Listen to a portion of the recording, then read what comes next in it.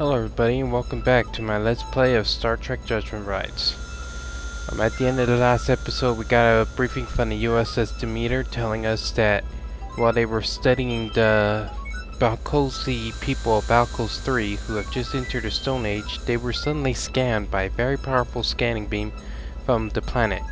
Which is strange because there's no indications of previous civilizations, and obviously the Balkos are in the Stone Age, so they don't have the technology to do that. So since they're only a research vessel, they asked the Enterprise to help investigate with what's going on. Before we do something real quick, I want to check something. Something that somebody told me about when I was playing 25th anniversary is that these commendation points that you get for like getting 100%, you get 4 points. Around the 90s, you get 3 points. Still on. Found out what they do is actually increase Scotty, Sulu's, and Chekhov's potential in combat. Weapons recharge faster, damage repairs quicker, and stuff like that. So commendation points do something for you as you go on future missions. Okay, let's take a look at the computers for Balkos. Let's see. Balkos III, a planet inhabited by a humanoid race just entering the Stone Age. The Federation science vessel Demeter is currently conducting studies of the planet. Balkosi, a humanoid race just entering the Stone Age level of development. The Balkosi inhabit the planet Balkos III. Preliminary studies suggest that this race is relatively new to the planet and should not have reached this level of development in this short amount of time. Further studies are currently being conducted to explain this situation. That's so peculiar. Well, let's see if we could go there and find out what's going on. Let me get my star chart here. 19. I think this is it.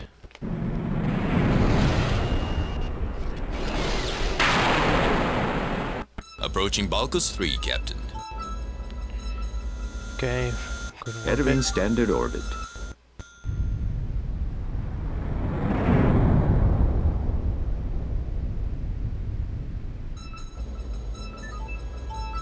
I have the coordinates for the power source the Demeter detected.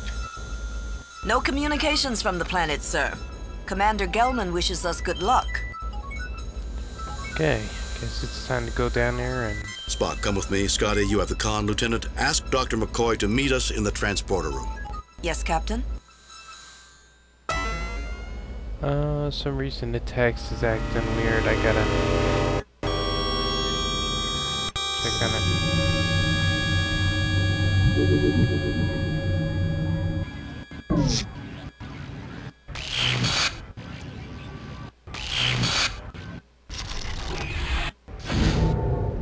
What the devil was there? An attack? While I cannot guarantee a lack of physical change, Doctor, we seem to be unharmed. I therefore conclude we have been scanned. Captain, are you all right? Sensors detected a burst of power followed by some sort of powerful transmission. According to Spock, we're in perfect health, Scotty. According to Spock? Never mind, Mr. Scott. Can you track the transmission to its destination? I'll give it a try, Captain, but it's like nothing I've ever seen before. It never is, Mr. Scott. It never is. Kirk out. I guess you were right, Spock. And here I thought we were dead for a second. Doctor, that would have made conversation quite difficult. I was making a joke, Spock. Were you, Doctor? Gentlemen, I believe we have some business at hand. Okay, let me check the options real quick. For some reason it was just going through the conversation without me having any indication of it to click off of it, and that gets me pretty annoyed sometimes. So let's take a look at this room we're in. This seems pointless. Well, that's not what I was expecting. An impressive-looking machine of alien manufacture. A relatively small machine full of electronics with a glass port on the front. A large machine with lights cycling on its front side. While alien in design, fairly obviously the control panel to the door. Is the computer making an insult to me? A series of readout displays. Extremely smooth rock walls, dome construction. Spartan look suggesting function over form. While this is obviously an alien structure, you're fairly certain this is a door. Dr. McCoy actually enjoys being part of an adventure. It gives him something to complain about. The intuitive Captain James T. Kirk looking forward to another adventure. Mr. Spock, a man of logic untainted by emotion. See if we can record it. Scan anything. It is an unknown piece of equipment inside an energy field.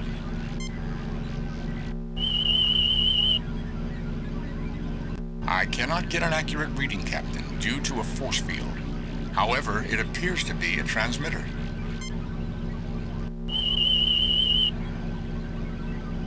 Nothing unusual about that object, Captain. Guess you can't get much out of here, so... This place looks like Spock's dream world, doesn't it, Jim? In what way, Bones?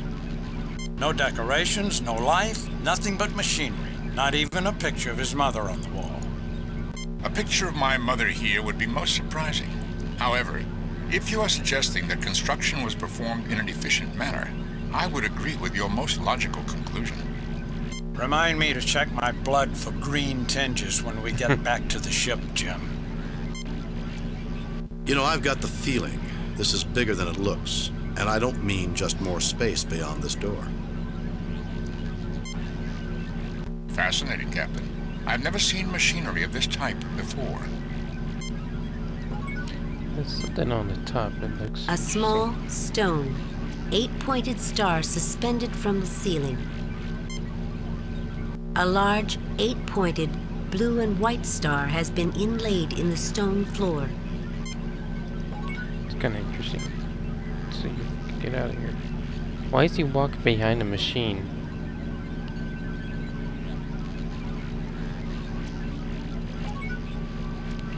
Can I get through?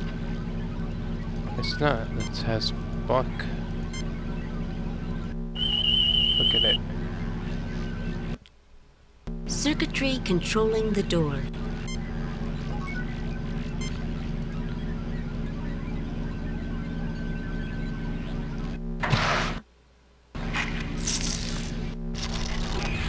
Quite simple, considering the appearance of the other machinery here. All that was needed was a power interrupt. The doors will only stay closed while power is on. Interesting.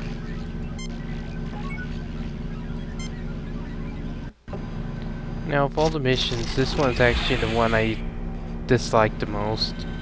It's just, this one's just kind of boring. There's not really much going on, but this one has actually a pretty big plot thing that comes on later in the game. The energy field is blocking any tricorder readings of the machinery inside. Captain, this appears to be a distributive optic node. If you say so, Mr. Spock. Take a look. A large cone hangs overhead.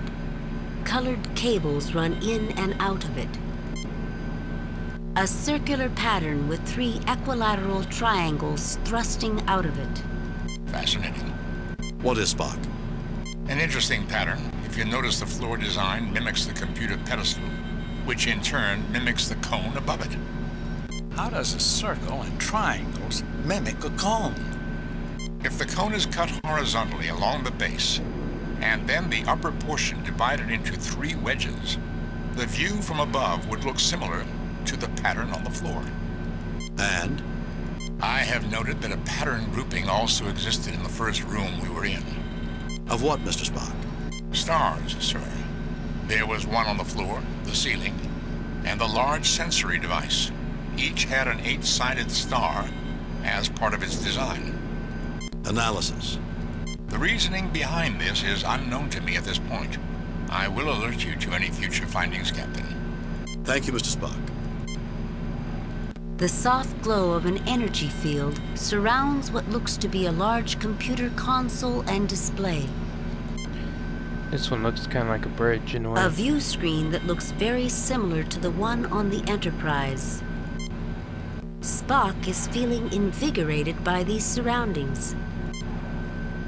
Seeing nothing but machines, McCoy is feeling somewhat out of place. The captain feels a little uneasy for some reason. Machines. Machines everywhere, and not a body to fix. I was examining that computer, Captain. Very interesting. The computer has an exceedingly large display screen. There are several conclusions. What conclusions, Spock? One, the individuals for whom this equipment was built have substandard vision.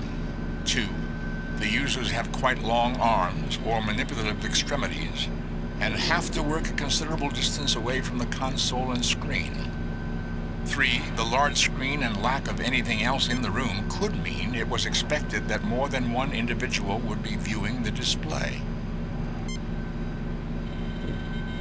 Not exactly festive around here, is it? Let's see if we could. I really should learn how you do these doors, Spock, but since you're here...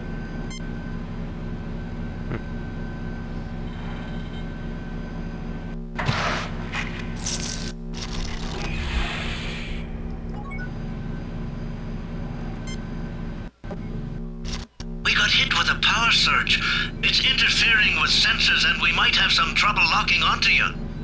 Well, if we intend on taking our shore leave with the rest of the crew, we'd better find out what's causing that power surge. Yeah. A three-dimensional version of the X's from the floor hang from the ceiling. A series of expanding X's laying one atop the other is etched into the floor. A pulsing energy field shields this bulky machine. A recharging station. Dr. McCoy feels quite out of place here. There's something about this whole place that troubles the captain. Spock ponders the design of the machines. It took considerable power to form this room. Let's see what that recharging station is. This device transforms its internal energy into useful quantities for other portable devices. The transfer takes place at the small outlet junction located near the center of the unit. So what is that in English, you pointed-eared confusion factory? In English, it remains exactly as I said. However, for those unskilled in the language, this is a battery charger.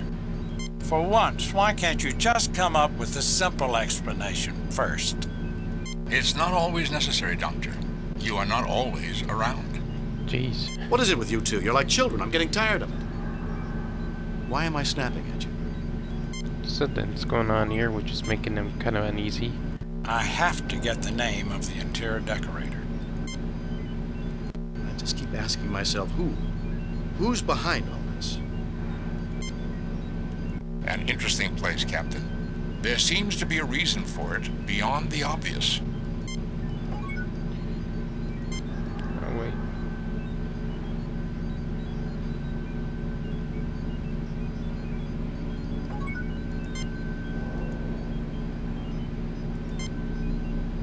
Spock, this looks like the panel in the first room. Come on, use it.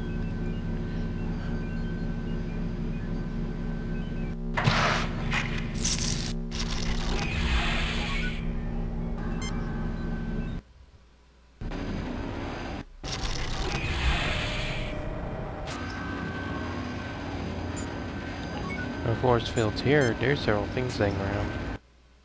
A component interface card. An optical bridge cable. This cube contains a significant amount of circuitry. Essentially an on-off control device. A small device for display controls. A bin containing very small discs. A bin containing small badges. The device is rhythmically dropping rectangular cards into its storage bin. This unit is rhythmically dropping discs into its bin. Another unknown alien machine. A large computer performing some unknown task. A small starburst pattern adorns the ceiling. It is a replica of the one on the floor. A large starburst pattern adorns the floor. It is a replica of the one on the ceiling. The captain keeps looking around as if he were being watched. McCoy feels somewhat annoyed and can't figure out why. More alien machines, please, Spock, since he will be able to add to his already prodigious knowledge base. Every room appears to have a central theme. Whoever built this complex has a very compartmentalized mind. You get no response. Of course, it's a wall. Bones, Spock. This place is making me uncomfortable. Let's make this quick. I hate this place, Jim. Too many machines. It sounds pretty angry. I think I'll call it a Let's Play here. Save new, replace previous game. So, I will see you guys in the next video. Bye.